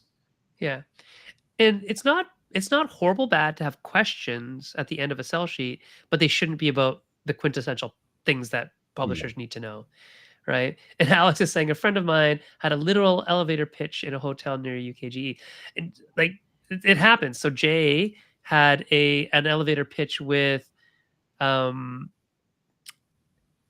Bell from Buffalo Games at a non-game convention. They were at Comic-Con. They're going down an elevator at Comic-Con, and they're talking, hey, what did you see? What do you do? Oh, I make board games. And Jay's like, you make board games? And he had sell sheets in his bag just because he had it. And he's like, do you have time for a pitch? And that's how we got to know Buffalo Games. So that's pretty funny. Okay, cool. So the other thing Curvecut is saying that it's a 3 versus 2 and a 5 player. And I guess it's in like a 3 or 4 player, then it's everybody but against one. Okay, cool. And I'm Dom, really interested in understanding more about that. And yes, Dom, I think that is a good way of thinking about that. And Dom being the artist here is like, yeah. So visually on the sell sheet, the most visible info is that 10-second pitch. Second layer is that 1-minute pitch, and maybe hint at the 10-minute pitch with small text and info, or that's where the questions can be answered. Yeah. Because I think that a lot of the stuff, and particularly on this one here, there is some information that is interesting that could be used as a selling feature about, this is an Indigenous artist who is making a game based on, Indigenous traditions and all that kind of stuff. And that to some publishers is very important. Like say Coyote and Crow would be all over that, right? If you haven't spoken to Connor, you should let me know and I'll get you in contact. But he'd be all into this. He'd be like, okay, yeah, I need to know more about you as an artist and also this game. So there you go. So yeah, I think there's a lot of stuff here, guys, that and ladies and gentlemen, that we've learned, and everybody in between, that we've learned from just having this hour. Oh, sorry, Joe, and 44 minutes with the wonderful and not very tired Joe Wiggins. And Joe said that he woke up at 4 o'clock this morning. So it's getting to his pumpkin time, everybody. Yeah, I do apologize. I think like my eyes might have shut for like a little too long at certain points, and I might have been yawning a little bit at certain points. And it had nothing to do with the content or the context or the company that I was sharing. I'm just like, I told them when I first logged on, I was like, I'm tired. Yep. But this was a blast. This was a lot of fun. Just super quickly for Dom and for Luke, from the perspective of another illustrator, both of you have been talking about some things about visually what you're trying to look at with a sell sheet. Think about the visual rhythm of what you're doing. So tell people use the image to tell the rhythm of your game visually. So if you're trying to tell people about something, if you're wanting to show people the actual, like this game, you do this for this long, you do this for this long, you do this for this long, then the rhythm of the images should show you that long. But you shouldn't spend an enormous amount of time visually on something that isn't a big part of the game. So think about the rhythm of what you're doing there and how you're telling your story and how much space you give to things and how it feels emotionally in terms of the visuals. I think that's probably going to help a lot of you who think that way. Yeah, and hilariously, just as we started talking about that, Tool shows up.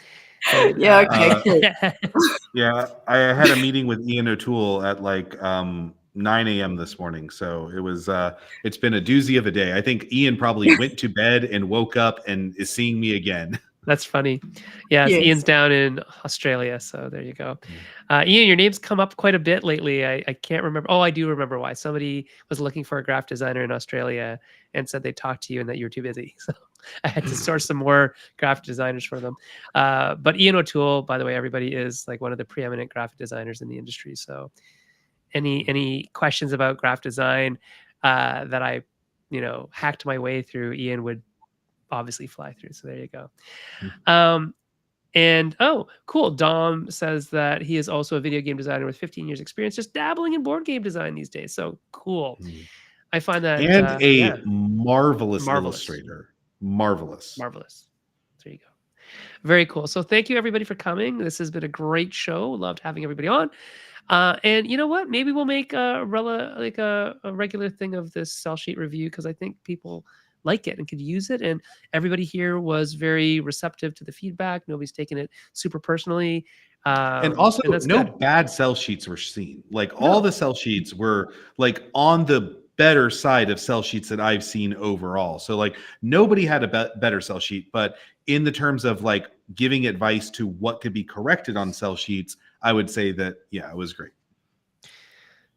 Ian did go to bed, just not long enough. Ian, by the way, is also an extremely skilled illustrator, which is what it was like. Ian's here I am giving illustration advice, and Ian O'Toole shows up. I'm like, all right, we'll call you. We'll crawl back in our holes. But yeah, so maybe next time we get a different publisher up here, maybe get a graphic designer in the house, like maybe Ian O'Toole could come and grace us with his presence. That would be fun. Yeah, because there's a lot of stuff to be said about these. And I believe it might be, is it next week, Kat? Or the week after when we're having Pat come on? I think it's next week.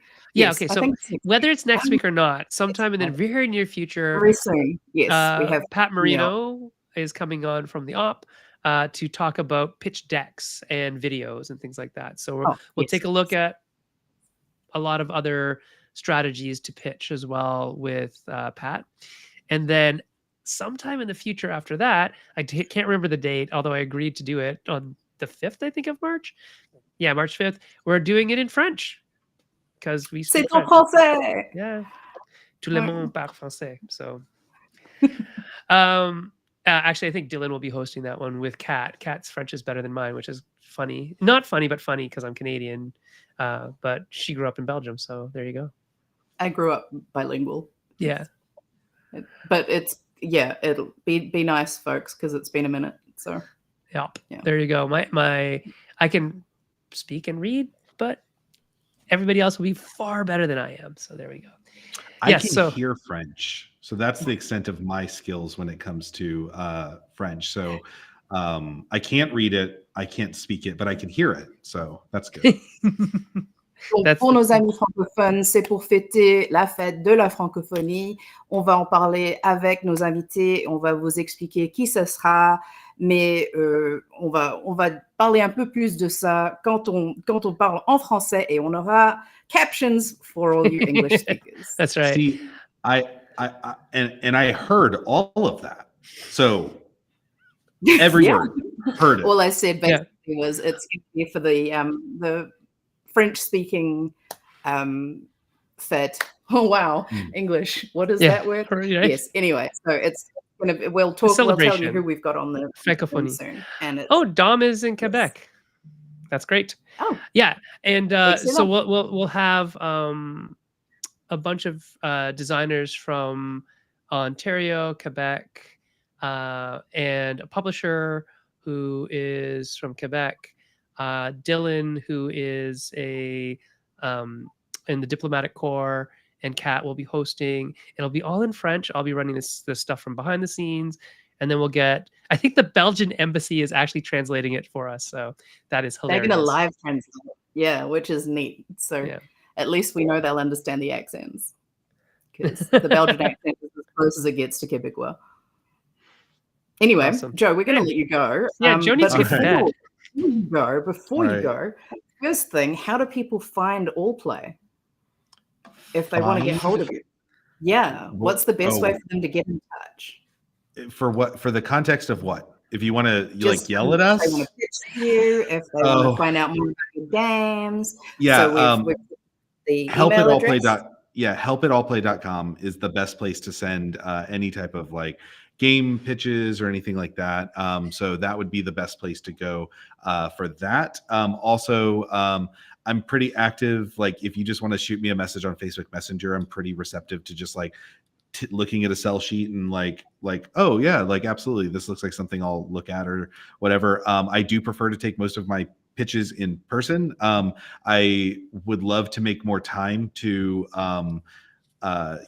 look at stuff on TTS or over video calls or whatever, but that generally eats up like an hour of my day, and I'm really, really busy. So figuring all of that out as we go. But yeah, help@allplay.com. And then also like if you just want to shoot me something on Facebook Messenger, I can always, take a look at that way. Excellent. Awesome. Thanks so much, Joe. It's been a haul. It's almost 2 hours, so we really, You're really amazing. appreciate it. And we will see you at the next con. And everybody out there, Meeple Syrup Land, we'll see you guys next week. Thanks so much. Yes. See you later. Bye. See you at Game Week if you're going to be there.